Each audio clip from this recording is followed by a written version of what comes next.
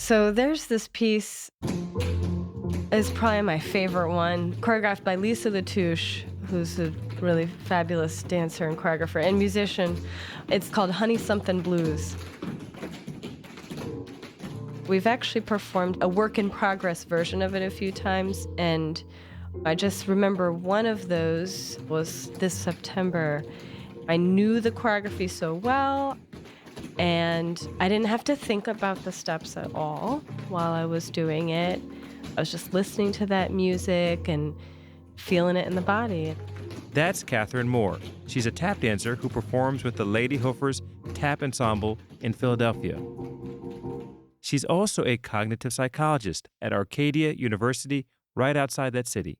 I was just enjoying the way the music was combining with the sounds of our feet, and also kind of that like proprioceptive, that sensory feedback that I love about tap dancing, because you're not just hearing it, you're like feeling the pounding, on the floor, and it's just pure fun.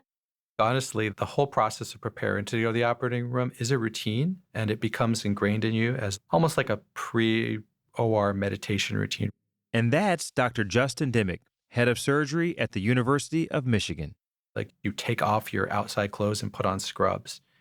You put on a surgical cap. You get your OR glasses on and you walk in there and you scrub. And scrubbing, a lot of people will describe as kind of a preoperative clearing your head. You walk through the case, you visualize how it's going to go. It also allows you to just kind of set aside everything else. In some ways, surgery and dance are similar, mostly because their performers may enter what's known as a flow state. When you're in flow, you're in the zone.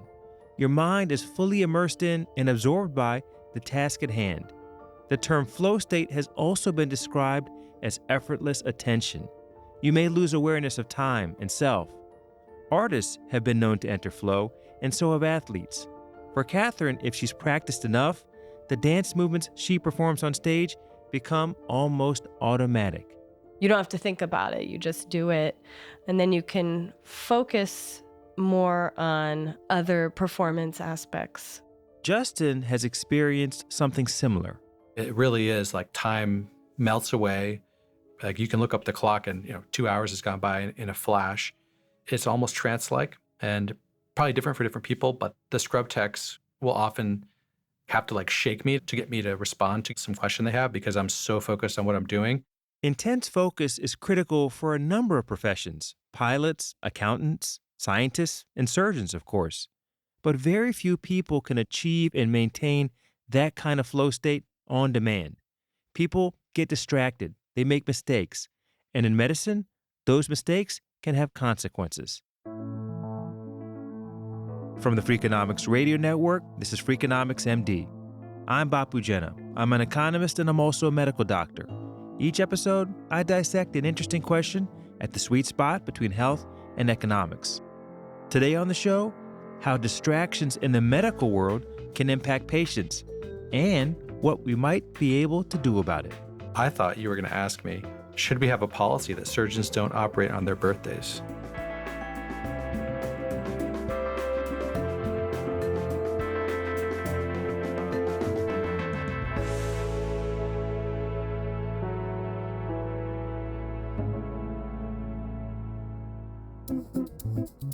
I really love rhythm.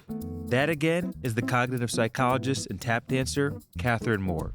She's been dancing for about 28 years, the past 7 with a professional troupe in Philadelphia. That flow state she described earlier, it doesn't always happen when she's performing. Sometimes things just get in the way. If you're still in the stage of, I was an understudy and I had to learn this at the last minute and I haven't memorized everything perfectly, I have to really pay a lot of goal-directed attention to my memory to try to remember what comes next in the piece. When you have to think about every step, it takes away from other aspects of performing. And that applies to anything you're trying to master. The dancer who's still trying to remember the choreography isn't going to be able to do the acting stage presence because she's focusing on the steps. And the surgeon who is focusing on the surgery shouldn't be able to do something else at the same time because that's going to be a multitasking problem. Fortunately, multitasking is one of Catherine's research specialties. And really, I look at the limitations of multitasking under conditions of distraction. When you're looking for more than one thing at a time, what happens when you get distracted? Catherine co-authored a group of papers that looked at just this question. First, she had study participants sit at computers and play a game of sorts, where they had to search for letters that were two particular colors. Let's say you're looking for all the green letters and you're looking for all the red letters. And you're supposed to ignore all the other letters, but every once in a while, maybe we're showing you a green or red number. And those are considered distractors and they capture your attention. And what we found is that actually people are pretty good at looking for the green letters and the red letters at the same time, as opposed to just looking for one color at a time. So that's great. The problem is when distractors enter the picture. Catherine and her co-authors discovered that if a green number showed up on the screen while people were looking for green and red letters, it slowed them down. So, how might this play out in the real world? Well, say you're in a grocery store. And let's say you're looking for like lemon and garlic as two of the items on your list. So then all of a sudden you see like a yellow pepper and it kind of looks like a lemon and you're like, oh wait, is that my lemon I'm looking for? Oh no, it's not, it's just a yellow pepper. So that's kind of an example of the costs of distraction in the context of multitasking. Back to Catherine's computer game. The researchers then measured just how much time people lost by looking at the distractors. Those distractor costs were like double or triple the size compared to just looking for one thing. It's kind of like, okay, driving feels like a pretty automatic task. A lot of times when you're on the highway, you don't have to think about it. You let your mind wander. It's like, oh yeah, I feel comfortable getting on the phone while I'm driving. I could do that. But once something happens, it's not an automatic task anymore. Distractions are everywhere. One way to deal with them might be to train ourselves to just multitask better. Catherine and her colleagues looked at that in their letter searching study. Could the people in the study get better at multitasking over time? They could and they couldn't, and I would say the upshot is that they can't. They got better at the very exact task of looking for the red and green letters, but once we said, okay, now let's switch up the colors, they were back to square one. So they could multitask a bit, and they got better at it with some practice. But when she changed things just a little, switching the colors to red and blue, for example, that multitasking skill faded away. There's not really a training up of multitasking, getting good at multitasking.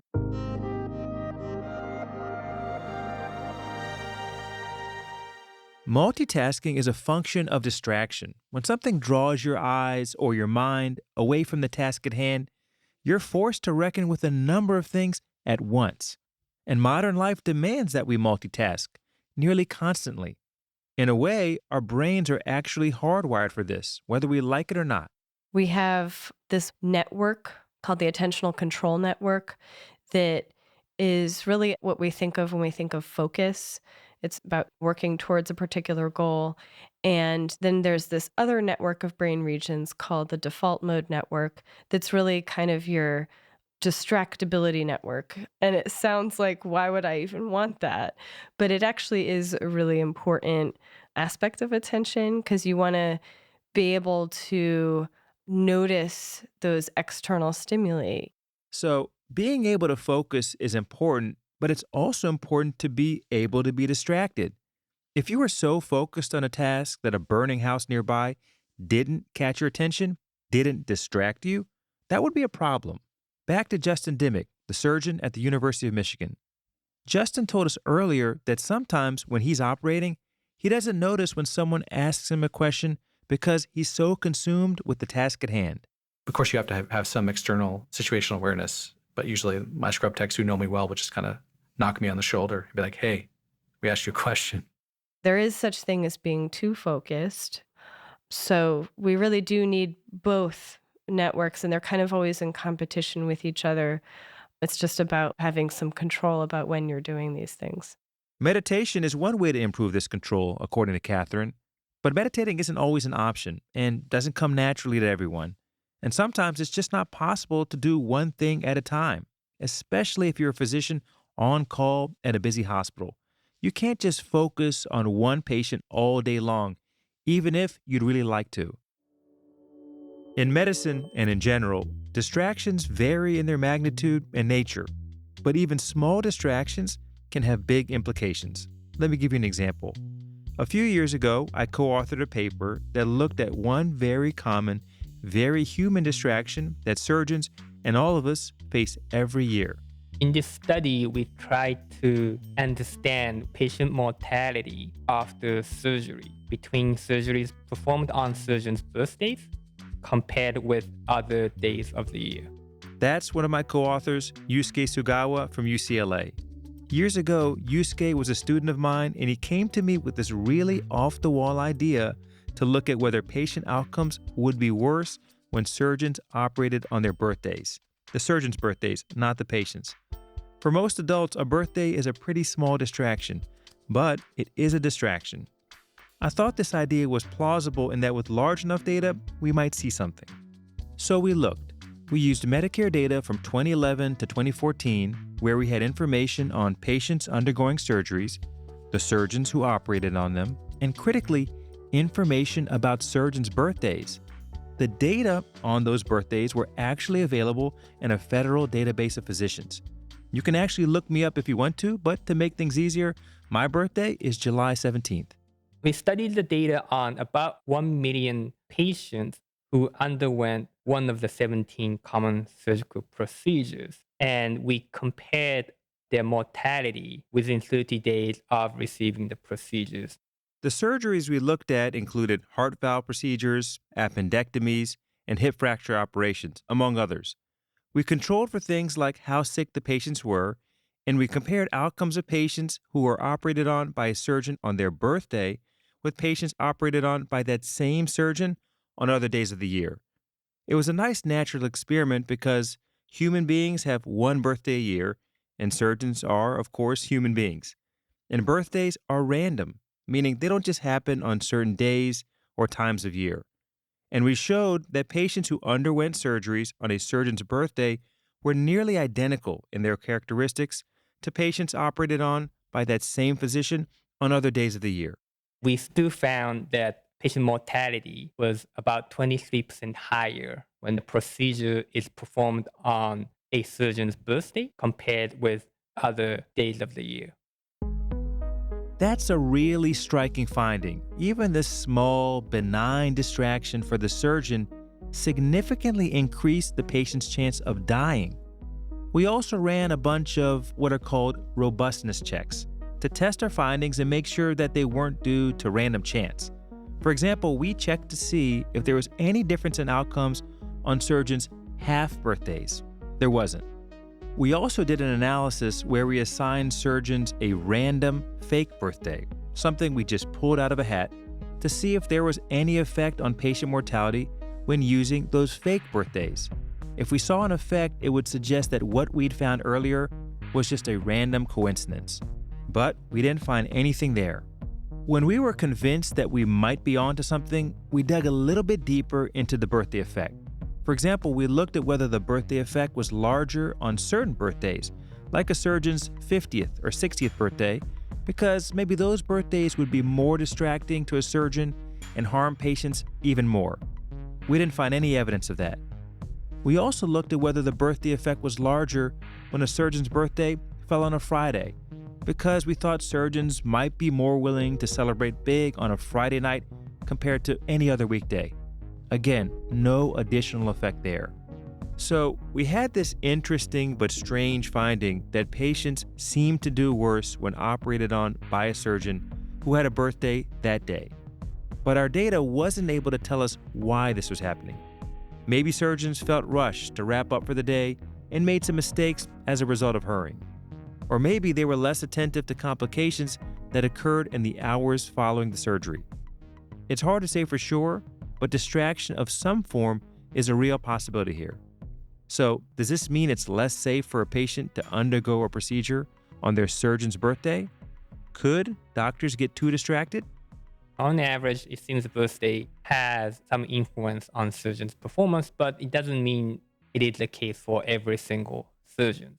Patients at this point don't have to be too concerned about whether their procedure is performed on surgeon's birthday or not. We should focus on making sure that work environment is comfortable enough for surgeons to perform well, regardless of the distractions they have. Before we go to the break, I want to let you know there's a new show coming soon from the Freakonomics Radio Network. Are the names we give our dogs meaningful to them? Pop-Tart the pit bull, she was enthralled by the sound of her own name. It was one of those things that really stuck in my brain, just how much she enjoyed listening. Make sure you stick around until the very end of this show to hear the full preview. And coming up, dealing with distraction is just one element of safety in the operating room. How else can surgeons improve patient outcomes? And what does the surgeon Justin Dimick think about our birthday paper? As someone who is approaching 50, I don't really care about my birthday. I'm Bapu Jena, and this is Freakonomics MD.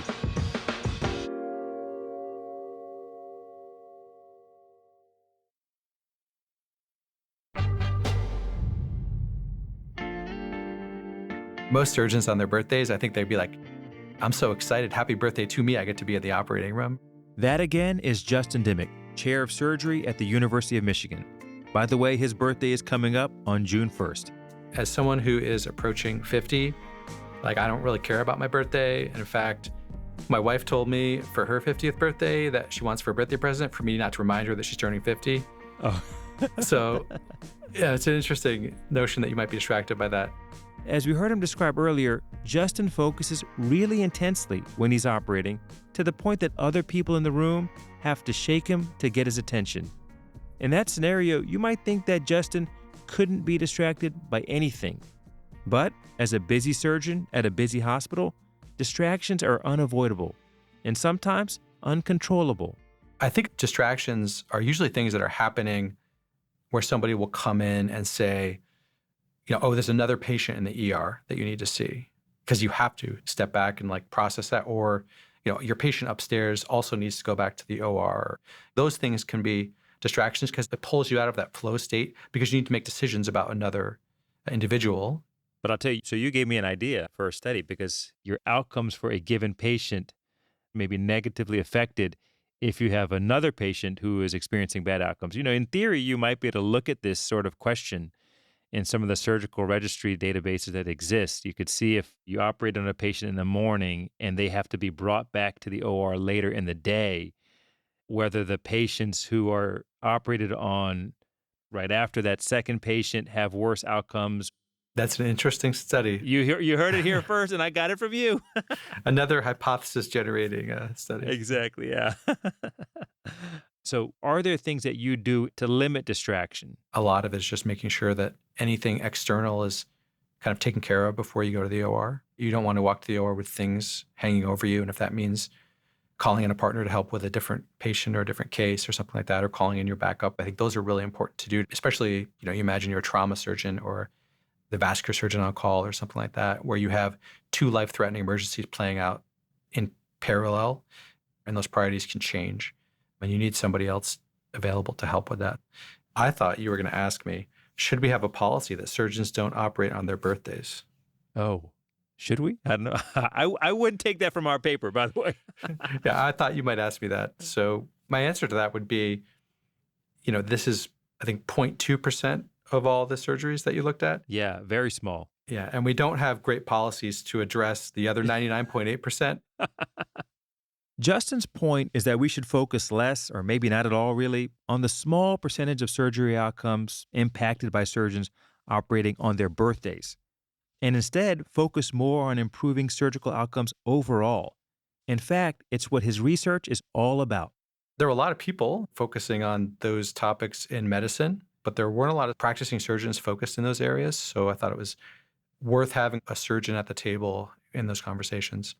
A lot of those policies didn't really move the needle for quality. So I started to think about how, as a surgeon who's engaging with other surgeons, how we can leverage data and improve care ourselves.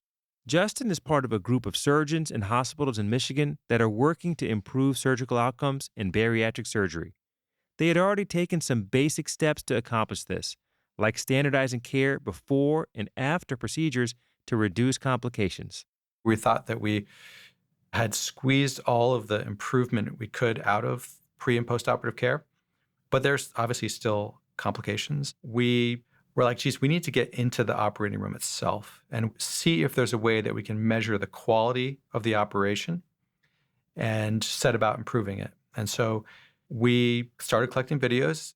What they did was super clever. They had surgeons in the state send a video of themselves performing a gastric bypass procedure, which is a common weight loss surgery. And then they had other doctors rate the videos. So what do you think they send? Like the best one they've ever done, basically, right? We found quite a bit of variation in other physicians rating their skill. And that's kind of interesting, right? Kind of expected that skill would vary. And we found a really strong effect of surgeon skill as rated by your peers and how that impacts outcomes. Now, when you present this kind of data at a conference, everyone comes to the mic and they say, thanks again for showing us the obvious that good surgeons are good, right? And I answer that by saying, listen, that's not what we showed. We showed that we can measure good in a reproducible, reliable way, and that measurement of what is good correlates with an important outcome. When I first saw that study, what I thought about was, imagine that you're a college coach and you're being sent recruitment videos by high school athletes. That video is not a random representation of that high school athlete's performance. It's the best that they've ever performed, probably. But then you make an assessment of what this person is ultimately going to be like. And the analogy here is that you have one snapshot of a surgeon operating. You can make an assessment of whether or not they look like a good or bad surgeon based on the skill that's exhibited in that video. And then you show that that assessment is correlated with their actual outcomes, which is quite interesting. So then what did you do about that finding? Think about a surgeon trying to learn a new procedure, right? We don't really have a great way to accelerate the learning curve. Learning curve is a euphemism. It really is an unnecessary patient harm curve. If you're a surgeon and you want to learn something new, what you do is you go to a weekend course. You may do it a few times proctored. So there's a huge gap, and there's not great ways to improve surgeon skill. So we kind of went where all health services researchers go for good ideas. We went to the New Yorker. In 2011, the surgeon and writer Atul Gawande published an article in the New Yorker magazine called Personal Best. In it, he talks about the idea of coaching, not just for sports, but for other professions too, like doctors and surgeons. Gawande describes the work of Dr. Caprice Greenberg, a health services researcher and surgeon now at the Medical College of Georgia, who pioneered the use of video in the operating room. And she had been working with sport coaches, music coaches, and had developed a surgical coaching model. And we conducted a 2-year surgical coaching program where we had coachees enroll and bring a video and sit down for an hour to 90 minutes with a trained surgical coach to get feedback on their technical skill. And we saw about a 14% improvement in efficiency. So OR time improved. Interesting. So the idea is like, can you coach doctors? I mean, the same would probably be true outside of surgery as well. It's a different type of coaching. I mean, you're presumably coaching a lot on the technical aspects of the surgery. We think of it as technical, but a lot of it is how you set things up. It's strategy. Most surgeons can do all of the things that they need to do. The question is, how do you position it? How do you sequence them? How do you move from step to step? So it's still very much cognitive coaching. Why don't we see more coaching? Yeah, this is a great question. And this gets into one of my favorite topics, which is the surgical personality. And of course, the surgical personality is, there's a stereotype, and it is a stereotype that was earned. And I think to the extent to which we can move away from that and be more humble and accepting of feedback, I think that's where coaching comes in. A master surgeon gets there by constantly examining their practice and asking for help. And not everybody gets there. And I think it's the people that naturally know to do that, really, really hone their craft. Why did you become a surgeon? I love to work with my hands. You could have become a carpenter. Well, I went to medical school because I wanted to serve people and help them with their health, and then gravitated to surgery because I like completing little projects that help people. Some days it's a tough job and you take a lot on to be a surgeon. There's just sort of immediacy of using trauma on the human body to fix disease when you do something life-threatening to a patient to hopefully extend their life or improve their quality of life. Justin's work has explored shifting the culture within surgery to look inward to improve patient outcomes. But outside factors like distractions still happen on both individual and system levels. Surgeons can try to tune them out, but they never quite disappear. And distractions don't just affect surgeons. In fact, that's one reason why we have checklists and protocols in place across all sorts of professions. There's no perfect solution to the problem of distraction, but there is some helpful advice, courtesy of our tap dancing friend, the cognitive neuroscientist, Catherine Moore. Really, the best way to overcome multitasking is to find a way to schedule the tasks to do them on their own.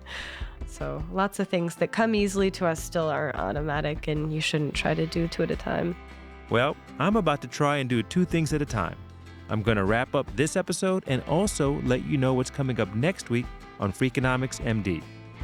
Fear can be a powerful thing, but can we use it to make people healthier? The more fear you use, the bigger the effect that you have. And does fear have its limits?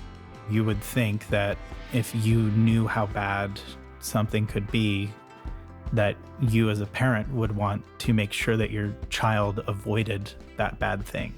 That's all coming up soon. If you'd like, please leave us a review on Apple Podcasts or wherever you listen to this show. It really helps us out and helps others find our program. Also, I'd love to hear your thoughts. My email is bapu@freakonomics.com. And don't forget to stick around until after the credits to hear a preview of a brand new show from the Freakonomics Radio Network. It's called Off Leash, and it may have a little something to do with dogs. Thanks again for listening.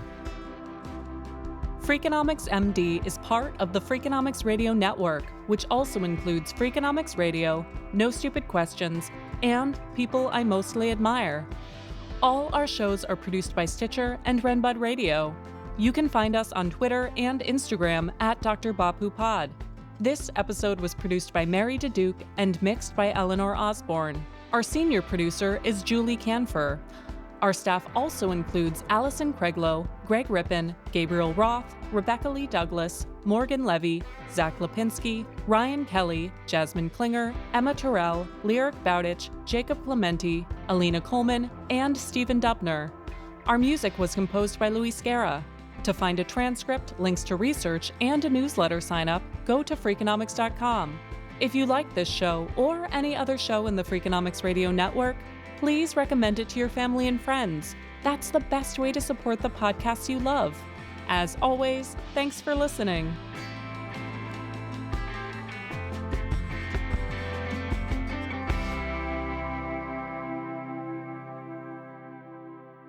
Do you listen to music in the OR or no? I am not someone who has a playlist for the OR. So it hasn't become mandatory to listen to Freakonomics MD in the OR? Well, that would be a distraction. That'd be a distraction, exactly. A pleasant distraction, yeah.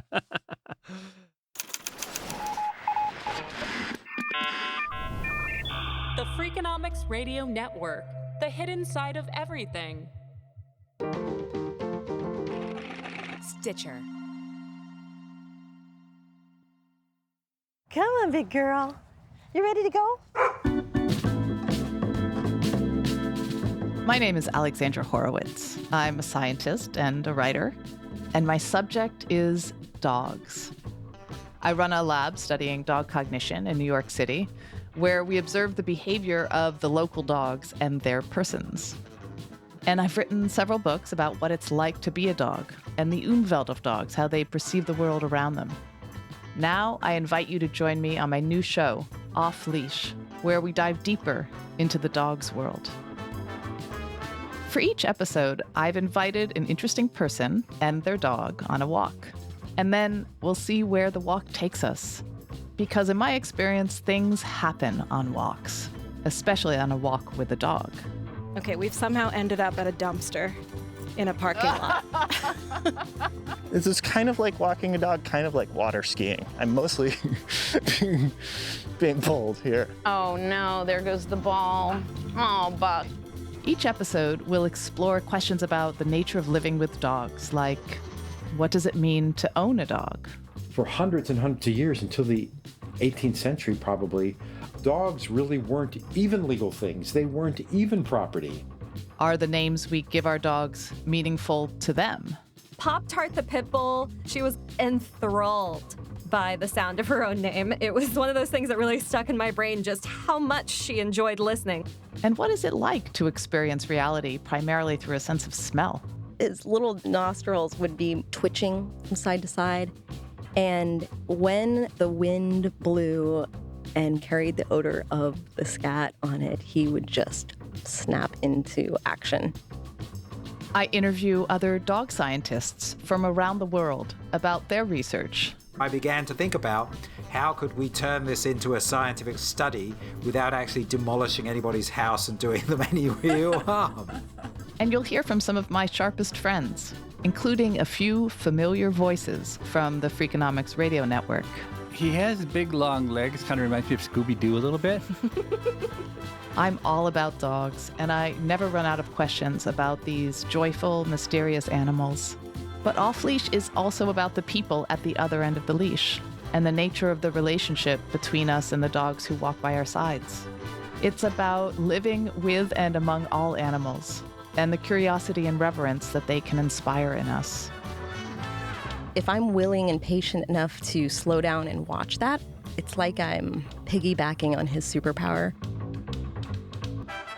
Off Leash is part of the Freakonomics Radio Network and coming soon. You can subscribe now on Apple Podcasts, Spotify, Stitcher, or wherever you get your podcasts. You're such a good girl. Come on, we're walking. Come on. You're too heavy for me to carry you, Coco. I can't do it. I cannot do it.